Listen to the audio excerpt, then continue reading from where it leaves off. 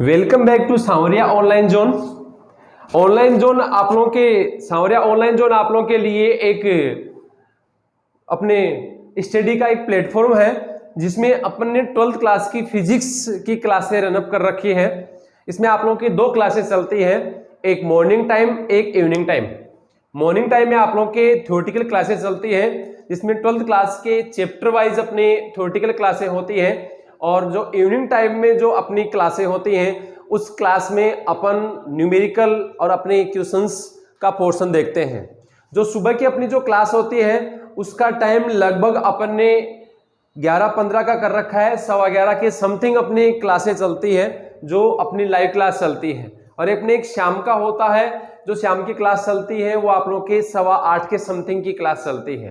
तो अपनी क्लासें लगभग कंटिन्यू रहती है। संडे का अपन ऑफ रखते हैं। संडे के ऑफ में अपनी जो टीम है, जो यहाँ अपने क्लासें रिकॉर्ड करने के लिए जो टीम होती है वो टीम भी एक दिन छुट्टी चाहिए, उसको भी एक दिन का रेस्ट चाहिए, इसलिए अपन संडे का ऑफ रखते हैं। लेकिन फिर भी आप लोगों के क्वेश्चंस कंटिन्यू रहते हैं। मैं आप लोगों को संडे का होमवर्क देता हूं। जैसे अभी जो कल संडे था उस संडे का मैंने आप लोगों को होमवर्क दिया था। एक अपना जो इलेक्ट्रोस्टैटिक जो यूनिट है उस यूनिट का एक बड़ा वीडियो मैंने बना रखा है, पहले का बना रखा है, अपने चैनल पे डाल रखा है। लगभग 3 या शायद 3.5 घंटे के समथिंग का अपना वीडियो है। उस वीडियो में पूरा एक यूनिट कवर हो रहा है। मैंने आप लोगों को बताया भी था, आप लोगों के जितने भी ग्रुप वगैरह है उन सब में मैंने शेयर भी किया था लिंक को, कि इस वीडियो को आप लोग यदि पूरा देख लेंगे तो अपने क्वेश्चन सोल्व करने में किसी प्रकार की कोई समस्या नहीं आएगी। आप लोग यदि उस वीडियो को पूरा देख लेते हैं तो यहाँ आप लोगों के कोई टॉपिक में शायद कोई समस्या नहीं आती है, समस्या नहीं आएगी आप लोगों के। और जो अपने क्वेश्चंस चलते हैं, जो शाम के क्वेश्चन चलते हैं, उनमें भी किसी प्रकार की कोई प्रॉब्लम नहीं आएगी। 11th क्लास के जो स्टूडेंट्स होते हैं, जो अभी 11th क्लास में आए हैं, सॉरी 11th क्लास से जो 12th क्लास में प्रमोट होके जो स्टूडेंट्स आए हैं, उन स्टूडेंट्स के लिए ये क्लास जो है आप लोगों के बहुत यूजफुल है। इससे अपन आगे की यदि बात करें तो जो शाम की इवनिंग की जो क्लास होती है जिसमें क्वेश्चंस होते हैं, वो क्वेश्चन की जो क्लास होती है वो क्लास आप लोगों के जो 11th से 12th क्लास में प्रमोट होके आए हैं उनके लिए भी बहुत यूजफुल है, क्योंकि उनके दोनों पोर्शन हो रहा है। और जो अभी 12th क्लास की एग्जाम देंगे उन स्टूडेंट्स के लिए भी दोनों क्लासें इंपॉर्टेंट है, क्योंकि थ्योरी भी उनका एक बार रिपीट हो रहा है, उनका रिवीजन हो रहा है, और अपनी जो इवनिंग की क्लास होती है जिसमें आप लोग क्वेश्चंस होते हैं वो भी आप लोगों के तैयार हो रहे हैं। तो एग्जाम के दृष्टि से बोर्ड के पैटर्न के आधार पे अपने थ्योरी और क्वेश्चंस सभी चीजें लेके अपन चल रहे हैं।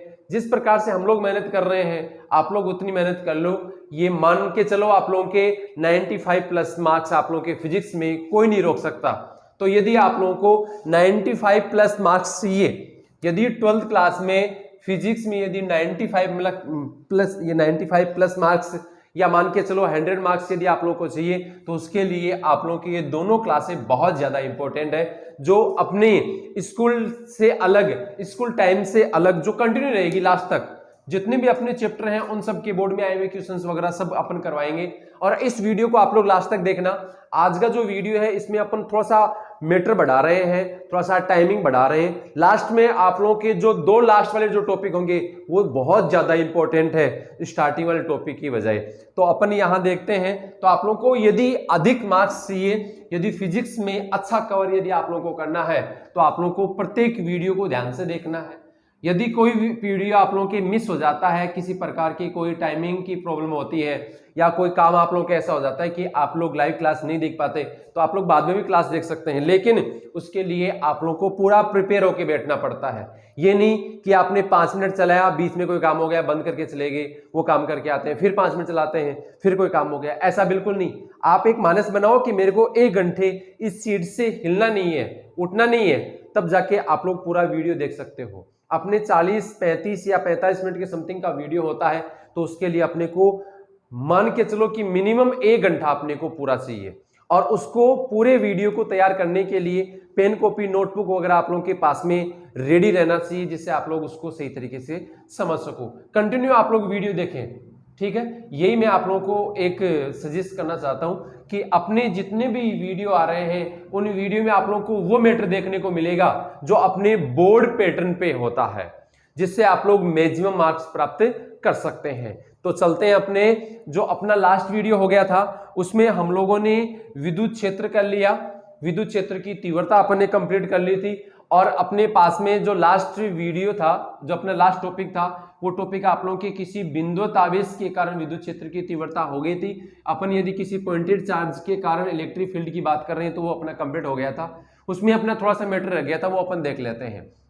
हमारे पास में जो इलेक्ट्रिक फील्ड आया उसके लिए ये फॉर्मूला अपने को प्राप्त हुआ था, Q अपॉन आर स्क्वायर। यदि हम लोग इसका वेक्टर फॉर्म देखते हैं, यदि इसी का सदिश रूप यदि आप लोग देखते हैं तो मैं E vector equal 1 upon 4 pi epsilon nought Q upon R square R cap ले लेता हूं। तो ये आप लोगों के पास में यहां जो आप लोगों के पास में इलेक्ट्रिक फील्ड आ रहा है, ये इलेक्ट्रिक फील्ड का वेक्टर फॉर्म है।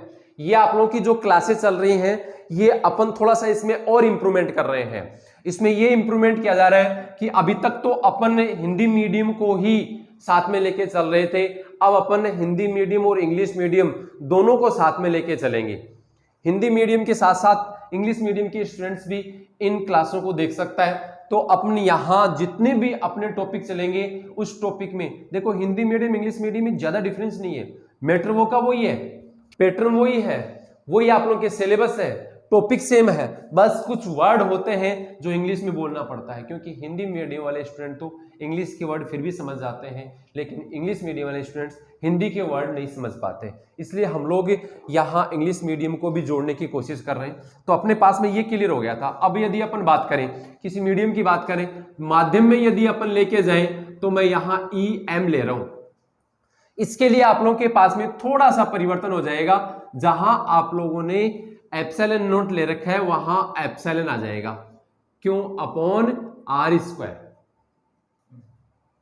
तो अपने पास में देखो अपन मीडियम की बात करें तो इसमें थोड़ा सा चेंज है।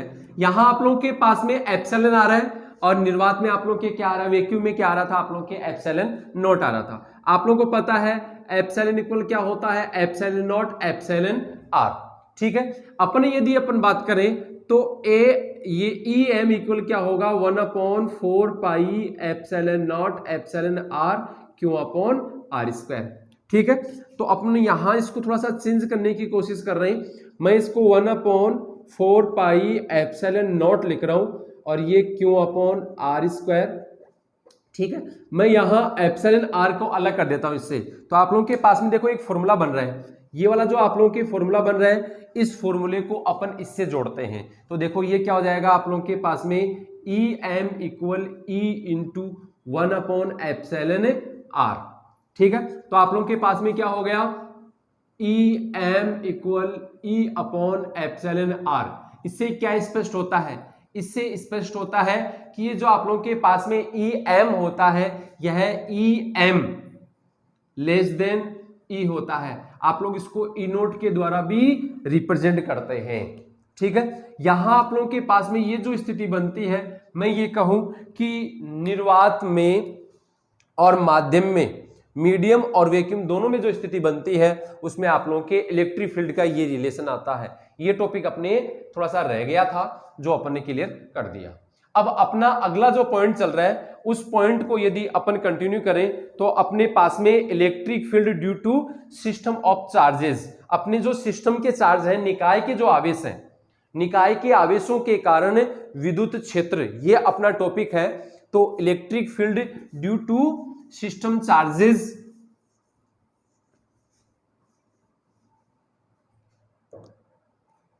देखो अपना नेक्स्ट पॉइंट क्या कह रहा है,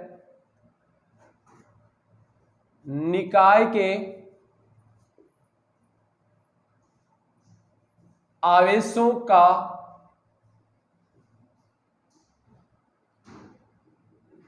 विद्युत क्षेत्र, आवेशों के निकाय का विद्युत क्षेत्र, electric field due to system charges. ये आप लोगों के पास में देखो एक आप लोगों के अपने पीछे पॉइंट पढ़ा था, एक अपने एक सिद्धांत पढ़ा था आप लोगों ने, एक थ्योरम पढ़ी थी पीछे, आप लोगों के अध्यारोपण का सिद्धांत आया था। हम लोगों ने वहां एक चीज ली, एक आप लोगों ने निकाय लिया था, एक सिस्टम लिया था, उसमें आप लोगों के चार्ज ले रखे थे। आप लोगों ने Q1 Q2 Q3 Q4 dot dot Q1 तक आप लोगों ने चार्ज लिए थे।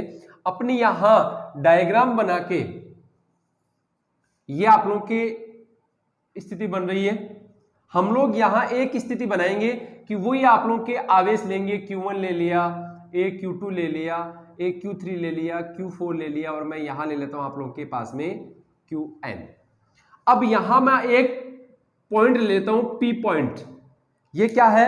P पॉइंट है। इस P पॉइंट पर आप लोगों को क्या फाइंड आउट करना है? यहां क्या प्राप्त करना है आप लोगों को? यहां इलेक्ट्रिक फील्ड प्राप्त करना है, विद्युत क्षेत्र ज्ञात करना है। विद्युत क्षेत्र ज्ञात करने के लिए आप लोगों के पास में एक स्थिति बनती है। मैं यहां एक बार इनके पोजीशन वेक्टर देख लूं। R1 vector, Rn vector, R2 vector, R3 vector, R4 vector. ठीक है, अब अपन देखेंगे जो आप लोगों के पास में यहां देखना, जो Q1 चार्ज है, इस Q1 चार्ज के कारण यहां इलेक्ट्रिक फील्ड क्रिएट होगा। मैं इसको E1 वेक्टर ले लेता हूं। ठीक है, ये आप लोगों के पास में जो स्थिति बन रही है, इसके लिए स्थिति सदिश क्या हो जाएगा देखना। इसके लिए स्थिति सदिश ले रहा हूं मैं R01 वेक्टर। ठीक है, चलो फिर मैं बात कर रहा हूं, तो Q2 चार्ज के कारण यहां पर क्या होगा? Q2 चार्ज के कारण E2 वेक्टर, और यहां इकाई सदिश क्या होगा इसका? R02 vector. ठीक है, अब अपन आगे बात करते हैं, तो आप लोगों के पास में देखो क्या होगा। Q3 आवेश के कारण जो इलेक्ट्रिक फील्ड होगा वो E3 हो जाएगा, और आप लोगों के पास में जो इकाई सदिश होगा, उस इकाई सदिश को मैं यहां लिख रहा हूं R03 वेक्टर। रेड कलर तो आप लोगों को दिखता नहीं, चलो एक ग्रीन कलर का यूज और करेंगे अपन, क्योंकि अपने को यहां कम से कम मिनिमम 3 कलर चाहिए पूरे डायग्राम को रिप्रेजेंट करने के लिए। अपने मिनिमम 3 कलर चाहिए, जिससे आप लोग इनको बिल्कुल अलग स्पष्ट तरीके से समझ सको। अपने बात कर रहे हैं Q4 आवेश की, तो Q4 आवेश के कारण जो ये इलेक्ट्रिक फील्ड होगा वो E4 होगा, और इसका जो आप लोगों के पास में पोजीशन वेक्टर होगा वो क्या होगा? R04 vector. और ये आप लोगों के पास में N के कारण हो गया, En वेक्टर, और इसका पोजीशन वेक्टर क्या होगा? R0n vector. इस प्रकार से आप लोगों के पास में डायग्राम बनता है। आप लोगों के देखो अध्यारोपण का सिद्धांत क्या कहता है कि अपने पास में ये जो P पॉइंट है, ये जो P बिंदु है, इस P बिंदु पर आप लोगों के पास में टोटल जो इलेक्ट्रिक फील्ड होगा, जो कुल विद्युत क्षेत्र होगा, या बोल सकते हैं परिणामी विद्युत क्षेत्र, नेट इलेक्ट्रिक फील्ड जो होगा वो क्या होगा? इन सभी आवेशों के विद्युत क्षेत्रों का सदिश योग होगा। Q1 आवेश के कारण विद्युत क्षेत्र E1 vector plus E2 vector plus E3 vector plus E4 vector plus dot dot dot En vector. देखो फिर से मैं रिपीट कर रहा हूं, यहां पे आप लोगों के पास में टोटल E जो होगा, E वेक्टर जो होगा, नेट E वेक्टर जो होगा, वो Q1 चार्ज के कारण E1 वेक्टर, Q2 चार्ज के कारण E2 वेक्टर, Q3 आवेश के कारण E3 वेक्टर, और Q4 आवेश के कारण E4 वेक्टर, और Qn आवेश के कारण En वेक्टर हो गया। अब अपने पास में देखो इन सब के अलग अलग फॉर्मूले हैं, क्योंकि E1 वेक्टर इक्वल क्या हो जाएगा? 1/4 पाई एप्सिलॉन नॉट को मैं शॉर्ट में लिख रहा हूं यहां पे K। ठीक है, जिससे आप लोगों के पास में यहां स्पेस कम है, बार बार मिटाने की आवश्यकता ना पड़े। यहां आप लोगों के पास में चार्ज क्या होगा? Q1 होगा, और R01 स्क्वायर और R01 कैप। ठीक है, और आप इसी प्रकार E2 वेक्टर, ये क्या हो जाएगा आप लोगों के K Q2 upon R02 square R02 cap. E2 vector equal K Q3 upon R03 square R03 cap. इसी प्रकार से E3, इसी प्रकार से आप लोगों के पास में हो जाएगा En vector equal K Qn upon R0n square R0n cap. अब इसको अपन हम लोग यहाँ फॉर्मूले में इनकी वैल्यू पुट कर रहे हैं, तो आप लोगों के पास में देखो क्या होगा? E vector equal K Q1 upon R01 square R01 cap. ये वाली वैल्यू पुट कर दी, ये वाली वैल्यू पुट कर रहे हैं, तो क्या हो जाएगा देखना? K Q2 upon R02 square R02 cap plus के Q3 R03 स्क्वायर R03 के plus dot dot dot plus के Qn upon R0n square R0n के। अब देखो इनमें से जो भी आप लोगों के कॉमन आता है उनको हम लोग कॉमन ले लेते हैं। आप लोगों के पास में हो गया E वेक्टर इक्वल क्या कॉमन आ जाएगा, यहाँ आप लोगों के पास में K कॉमन आ गया, क्या बचेगा Q1 अपॉन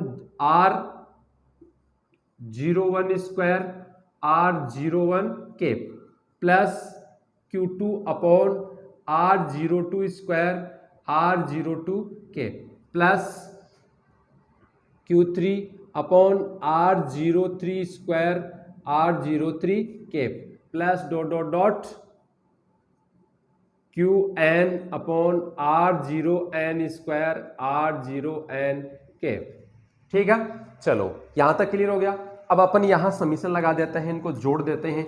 आप लोगों के पास में क्या आ गया, ई वेक्टर इक्वल ये हो गया के summation I equal 1 to n, तो मैं यहां ले लेता हूं QI।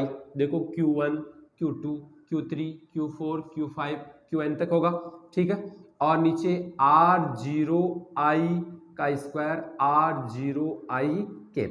यह आप लोगों के पास में फॉर्मूला बन गया। आप लोग इसको इस प्रकार से भी लिख सकते हैं, यह आप लोगों के पास में जो फॉर्मूला आया ये फॉर्मूला नेट इलेक्ट्रिक फील्ड को रिप्रेजेंट कर रहा है। जो आप लोग के सिस्टम चार्जेज का जो नेट इलेक्ट्रिक फील्ड है उसको प्रदर्शित कर रहा है। आवेशों के निकाय के कुल विद्युत क्षेत्र को प्रदर्शित करता है समीकरण 1।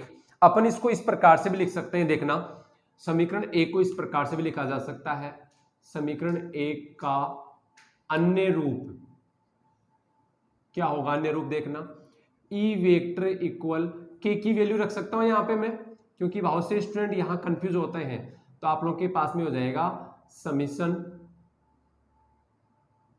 I equal 1 to n QI upon R0I square R0I के। तो ये आप लोगों के पास में एक फॉर्मूला इसका ये भी आ गया, जिसमें मैंने कुछ भी नहीं किया। आप लोगों के पास में जो कांस्टेंट है के, इसकी वैल्यू मैंने यहाँ पुट की है। आप लोगों को पता है के का मान कितना होता है, सबको पता है कितना होता है के का मान, बताओ के का मान कितना होता है 9 इंटू 10 की power 9 newton into metre square पर कूलम स्क्वायर। क्योंकि मैं आप लोगों को ये तो कहूंगा नहीं कमेंट्स बॉक्स में डालो, क्योंकि आप लोगों को कमेंट्स बॉक्स में तो फालतू की चीजें करनी है, हाय हेलो कौन है क्या है, आप लोगों को काम की चीज तो उसमें भेजते नहीं है आप लोग। और फिर कमेंट्स बॉक्स में जो लाइव चैट चलता है उसमें तो भेजते नहीं है, और आप लोग फिर कहां भेजते हैं, मैसेज में भेजते हैं। ठीक है, अब देखो ये आप लोगों के पास में हो गया निकाय के आवेशों का विद्युत क्षेत्र।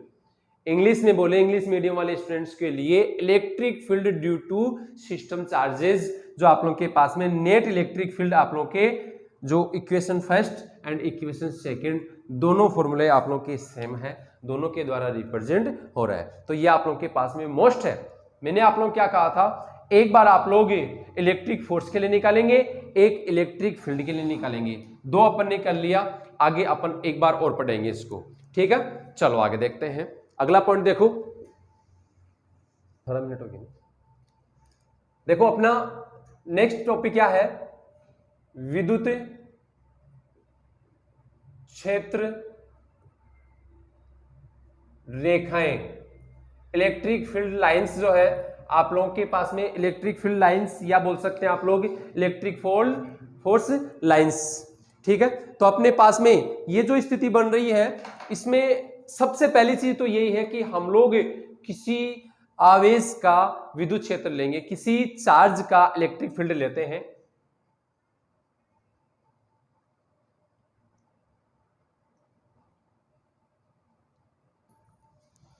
देखो कोई आवेश ले रहा हूं मैं यहां पे, एक Q1 आवेश, ये Q आवेश ले लिया। इस Q आवेश के चारों ओर इसका हम लोग इलेक्ट्रिक फील्ड लेते हैं। सपोज दैट कि यहां आप लोग के इलेक्ट्रिक फील्ड ये है इसका। ठीक है, इस इलेक्ट्रिक फील्ड में हम लोग यहां पे एक परीक्षण आवेश लाते हैं।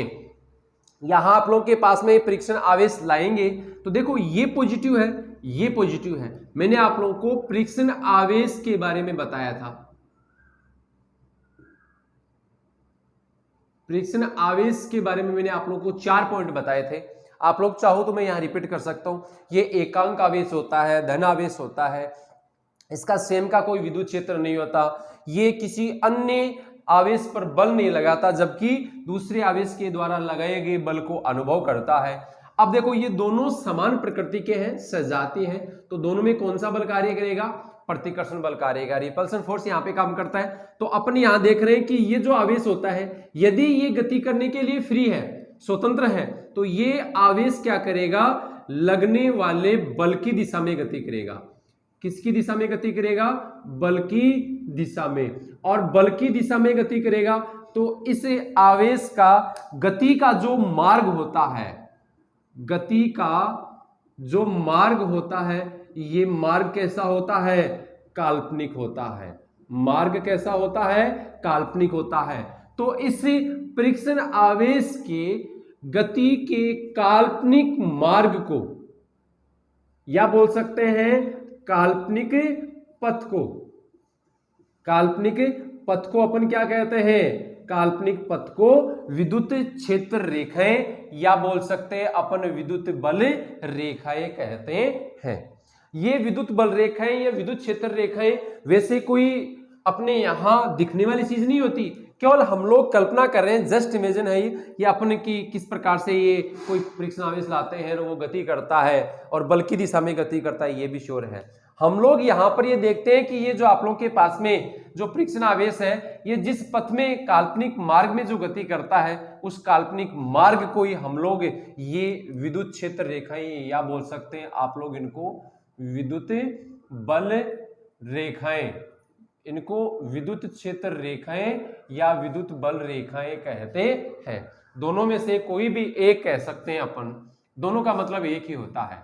अब ये तो इनकी परिभाषा होगी, इसकी परिभाषा यदि पूछ ली जाए तो आप लोगों को इस प्रकार से रिप्रेजेंट करना है, थ्योरेटिकल रूप से आप लोगों को लिखना है। ऐसे परिभाषा अभी तक तो कोई पूछे नहीं है और शायद पूछेगा भी नहीं। अपने यहां पूछा क्या जाता है? इनके गुण पूछे जाते हैं।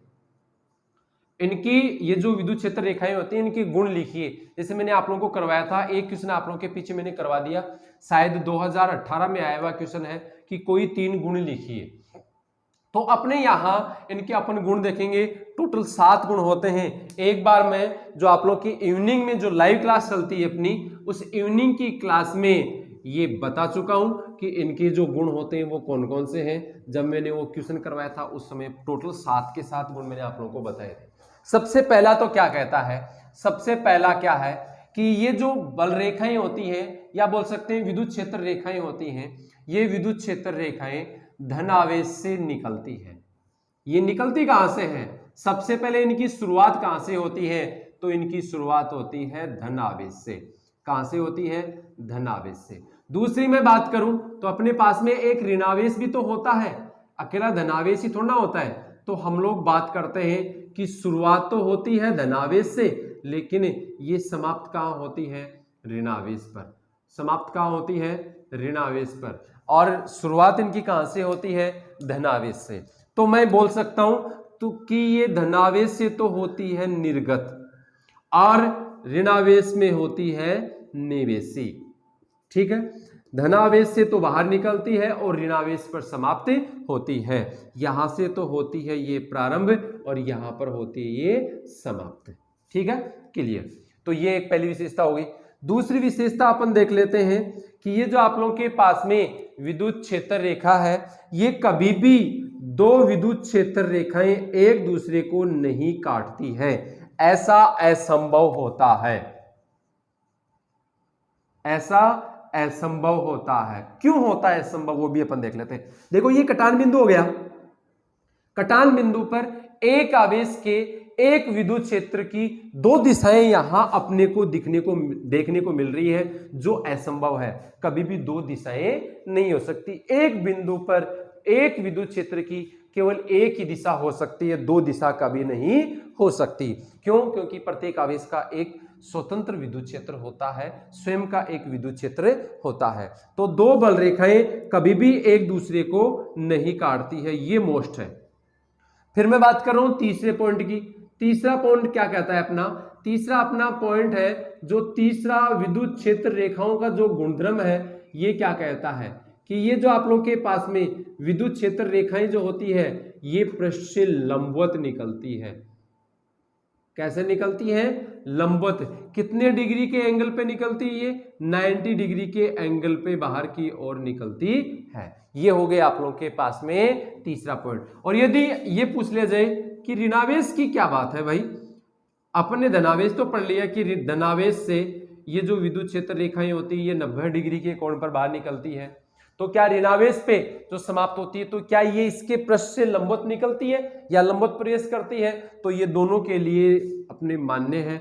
धनावेश से जब ये निकलती है तो धनावेश के पृष्ठ के लंबवत बाहर निकलती है, और जब ये ऋणावेश पे समाप्त होती है तो ऋणावेश के पृष्ठ के लंबवत ही अंदर की ओर प्रवेश करती है। तो इस प्रकार से अपने 3 पॉइंट क्लियर हो गए। चौथे पॉइंट की अपन बात कर रहे हैं, तो अपना चौथा पॉइंट क्या कहता है? देखो चौथे पॉइंट में अपन देख लेते हैं कि ये किसको प्रदर्शित करती है, किसकी दिशा में गति करती है। तो अपना चौथा पॉइंट क्या है? जैसे कोई भी बल रेखा है, जैसे मैं यहां आप लोगों के ये बना रहा हूं, यहां एक पॉइंट मैंने ले लिया, यहां पर मैं स्पर्श रेखा खींचूं तो ये स्पर्श रेखा जो है ये किसकी दिशा को प्रदर्शित करती है? बल की दिशा को। या मैं बोल सकता हूं कि विद्युत क्षेत्र की रेखा, ये विद्युत क्षेत्र की दिशा को, दोनों की दिशा को प्रदर्शित करती है। दोनों की दिशा सेम होती है, पॉजिटिव टू नेगेटिव। दोनों की दिशा क्या होती है? Positive charge to negative charge. तो यदि किसी बल रेखा के किसी बिंदु पर कोई स्पर्श रेखा खींची जाए तो वह स्पर्श रेखा विद्युत क्षेत्र की दिशा को प्रदर्शित करती है। इसका मतलब हम लोग विद्युत क्षेत्र की दिशा को रिप्रेजेंट करने के लिए विद्युत क्षेत्र रेखाएं काम में लेते हैं।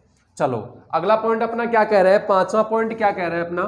पांचवें पॉइंट में अपन देखते हैं कि जहां जिस बिंदु पर या जिस क्षेत्र में बल रेखा बोल रहा हूं यहां पे, मैं क्षेत्र रेखा भी बोल सकते हैं, बल रेखाओं की अधिकता होती है, अधिकता हो तो क्या होगा? तीव्रता अधिक। किसकी तीव्रता? विद्युत क्षेत्र की तीव्रता अधिक। और कम हो या कमी हो तो क्या होगा? ये कम होगी। क्लियर? अब देखो इससे क्या होता है, जब अपन धनावेश की बात करें, मैं यहां धनावेश को प्रदर्शित कर रहा हूं, देखो यहां पे ये धनावेश है, इससे यदि बल रेखाएं निकलेगी तो देखो इस प्रकार से निकलती है। अब ये देखना यहां पर तो क्षेत्र ज्यादा हो गया, बल रेखाएं कम है, मतलब ये पोजीशन तो बन गई आप लोगों के विरल, यानी कि यहां कम हो गई। और यहां देखो क्षेत्रफल कम है, मतलब कम एरिया में बल रेखाएं ज्यादा है, तो ये स्थिति बन गई आप लोगों के सघन। तो ये इस पोजीशन पर यहां पर विद्युत क्षेत्र की जो तीव्रता होगी वो तीव्रता अधिक होगी। तीव्रता क्या होगी? अधिक होगी। और यहां पर तीव्रता क्या होगी? कम होगी। अब इससे एक चीज और स्पष्ट होती है, देखो यहां पे आवेश के पास में विद्युत क्षेत्र की तीव्रता अधिक होती है, लेकिन आवेश से यदि हम लोग आगे जाते जाते हैं, दूर यदि जाएंगे तो आवेश से दूर जाते जाएंगे तो विद्युत क्षेत्र की तीव्रता कम होती जाएगी, क्योंकि वहां पर विद्युत क्षेत्र रेखाएं विरल होती जाती है। क्लियर? इससे क्या स्पष्ट होता है कि आवेश से यदि दूरी बढ़ती जाती है तो दूरी बढ़ने के साथ में विद्युत क्षेत्र की तीव्रता का मान भी कम होता जाता है। तो ये आप लोग के हो गया पांचवा पॉइंट। मैं छठवां पॉइंट बोल रहा हूं, तो छठवें पॉइंट की यदि अपन बात करें तो छठवां पॉइंट अपना क्या कहता है? छठवां गुणधर्म क्या कहता है? छठवां गुणधर्म आप लोगों के ये कहता है कि ये जो आप लोगों के पास में आवेश होता है, ये जो धनावेश ले लो चाहे ऋणावेश ले लो, इनसे बनने वाली जो विद्युत क्षेत्र रेखाएं हैं, या बोल सकते हैं आप लोगों के विद्युत बल रेखाएं, तो ये विद्युत क्षेत्र रेखाएं जो है ये खुला वक्र बनाती है। कैसा वक्र बनाती है? खुला वक्र बनाती है। कैसा वक्र बनाती है? ये खुला वक्र बनाती है। तो अपन बात कर रहे हैं छठवें पॉइंट की, तो छठवें पॉइंट में विद्युत क्षेत्र रेखाएं कैसा वक्र बनाती है? खुला वक्र बनाती है। सातवां जो पॉइंट है वो मोस्ट है। उसके लिए यदि मैं दो सजातीय आवेश ले लूं, जैसे मैंने दो धनावेश ले लिए, दोनों धनावेशों की मैं बात कर रहा हूं, तो इनसे निकलने वाली जो बल रेखाएं होती हैं, ये बल रेखाएं एक दूसरे को प्रतिकर्षित करती हुई अनुभव होती है और यहाँ पर एक बिंदु प्राप्त होता है, उस बिंदु को उदासीन बिंदु कहते हैं। क्या कहते हैं उसे? उदासीन बिंदु। ये जो उदासीन बिंदु होता है, इस उदासीन बिंदु पर किसी प्रकार की कोई बल रेखा नहीं पाई जाती। इस उदासीन बिंदु पर विद्युत क्षेत्र की तीव्रता का मान अधिक, ये शून्य होता है, विद्युत क्षेत्र की तीव्रता का मान शून्य होता है। ऐसा यदि अपन ऋणावेश की बात करें तो यदि एक धनावेश और एक ऋणावेश ले लें, इनकी यदि बात करते हैं तो इनमें जो बल रेखाएं होती हैं वो बल रेखाएं तनी हुई डोरी के समान होती है। ठीक है, देखो ये प्रतिकर्षित करती हुई प्रतीत होती है, इसका मतलब सजातीय आवेशों में कैसा बल कार्य करता है? प्रतिकर्षण बल कार्य करता है। और विजातीय आवेशों में कैसा बल कार्य करेगा? आकर्षण बल। कैसा बल कार्य करता है? आकर्षण बल कार्य करता है।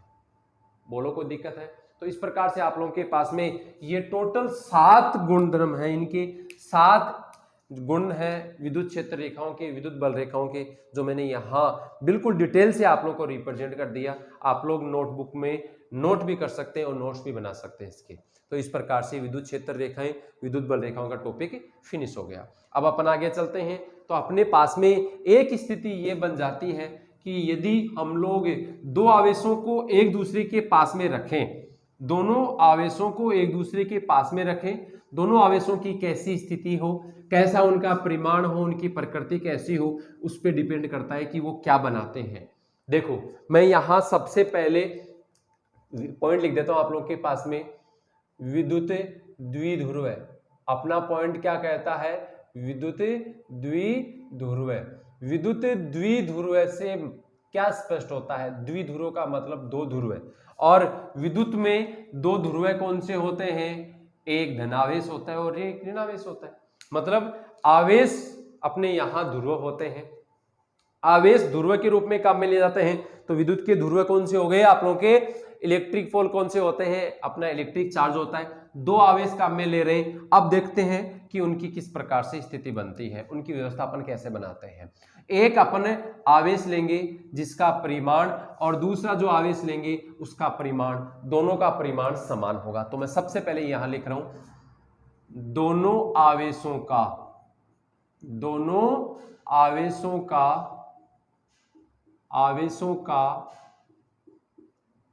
परिमाण समान। पहली कंडीशन तो ये। देखो ये क्यों है, ये भी क्यों लिया जा रहा है। तो मैं यहां ले रहा हूं आप लोगों के ए पॉइंट पर, ए बिंदु पर आप लोगों के पास में प्लस क्यू आवेश है और बी बिंदु पर माइनस क्यू आवेश है। पहला पॉइंट तो अपने ये हो गया। दूसरा पॉइंट क्या कह रहा है? दोनों आवेशों की प्रकृति विपरीत है।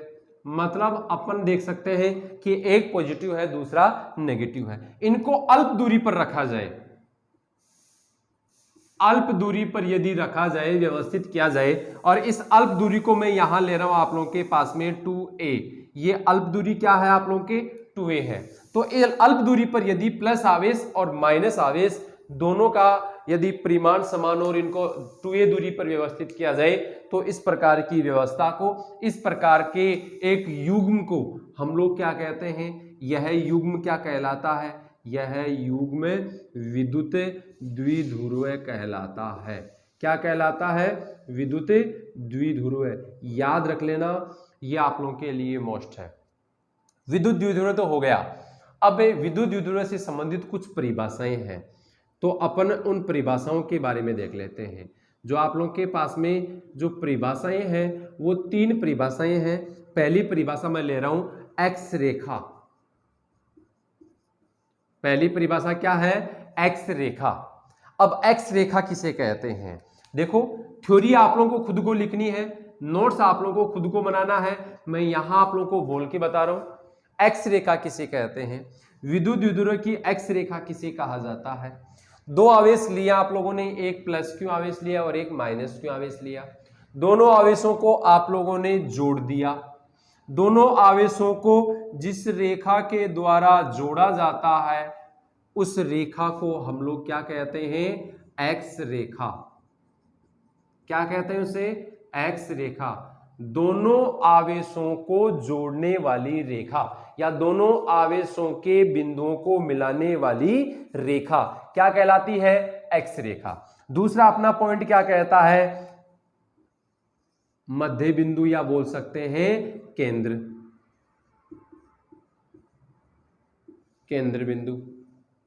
बताओ क्या होगा केंद्र बिंदु? इन दोनों का केंद्र, सिंपल सी बात है, इन दोनों का केंद्र मतलब इन दोनों आवेशों के बीच का पॉइंट जो एक्स पर स्थित हो। यहां मैं ले रहा हूं आप लोगों के ओ, तो ये हो गया आप लोगों के पास में केंद्र बिंदु। अब अपन बात करते हैं तीसरा पॉइंट। अब देखो एक चीज आप लोगों ने शायद नोट नहीं की होगी, मैंने 2a क्यों लिया? यहां ए भी तो ले सकते थे अपन, आर भी तो ले सकते थे, लेकिन 2a लिया, इसका मतलब इसके पीछे कुछ ना कुछ लॉजिक है, ये आप लोगों को ध्यान देना है। 2a लेने का क्या लॉजिक है अपने पास में? देखो यहां अपन देख रहे हैं ये जो O बिंदु है, ये O बिंदु ए बी की जो दूरी है इसको दो भागों में डिवाइड कर रहे हैं, इसलिए हम लोग आसानी से इसको A और इसको A में डिवाइड कर सके। यदि हम लोग इनको A में डिवाइड करना चाहते हैं, जो आगे आप लोगों के बहुत काम में आएगा, यदि मैं इसको आ ले लेता तो ये r/2 होता और ये r/2 होता। यदि मैं इसको a ले लेता तो a/2 और a/2 होता, जो आगे कैलकुलेशन करने में आप लोगों की समस्या होती, इसलिए सिंपल सा अपन ने 2a ले लिया। चलो अपना तीसरा पॉइंट क्या कहता है? निरक्ष रेखा। तीसरा पॉइंट क्या है? निरक्ष रेखा। अब क्या है ये निरक्ष रेखा, इसके बारे में और देख लेते हैं। निरक्ष रेखा होती है इस विद्युत द्विध्रुव की एक्स रेखा के तो लंबवत। अब एक्स रेखा के लंबवत यहां पर भी हो सकती है, एक्स रेखा के लंबवत यहां पर भी हो सकती है, एक्स रेखा के लंबवत यहां पर भी हो सकती है। तो यहां पे दो चीजें मायने रखती हैं, एक्स रेखा के तो लंबवत और इसका जो आप लोगों के पास में केंद्र बिंदु है जिसको आप लोगों ने ओ पॉइंट दिया है, इस ओ पॉइंट से गुजरने वाली एक्स रेखा के लंबवत तथा इसके ओ बिंदु यानी कि केंद्र बिंदु से गुजरने वाली जो रेखा होती है उसे हम लोग निरक्ष रेखा कहते हैं। क्या कहते हैं इसे? निरक्ष रेखा। कोई दिक्कत है किसी को? तो ये हो गया आप लोगों के पास में निरक्ष रेखा। अब अपने इससे संबंधित आगे पॉइंट आएंगे। एक्स रेखा पर विद्युत क्षेत्र ज्ञात करना है, निरक्ष रेखा पर विद्युत क्षेत्र ज्ञात करना है, जो अपने एग्जाम की दृष्टि से मोस्ट है।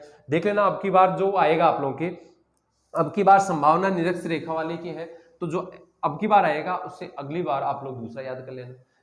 यहां बार बार आप लोग के एक दूसरे में ये चेंज होके आते रहते हैं, तो अपने पास में इनकी परिभाषाएं होगी, शब्दावली यही काम मिल जाती है। एक्स रेखा क्या होती है, इनका जो केंद्र बिंदु होता है वो क्या होता है, निरक्ष रेखा क्या होती है, इसकी परिभाषा मैंने आप लोगों को यहाँ बता दी।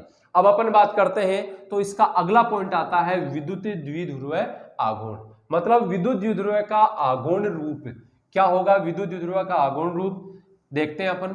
विद्युत द्विध्रुव का आघूर्ण रूप प्रदर्शित करने के लिए सबसे पहले अपने को विद्युत द्विध्रुव को समझना जरूरी है।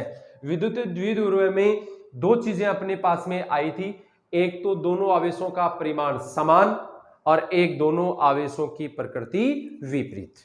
देखो यहां पे मैं नेक्स्ट पॉइंट लिख रहा हूं। नेक्स्ट पॉइंट अपना क्या कह रहा है? विद्युत द्विध्रुव,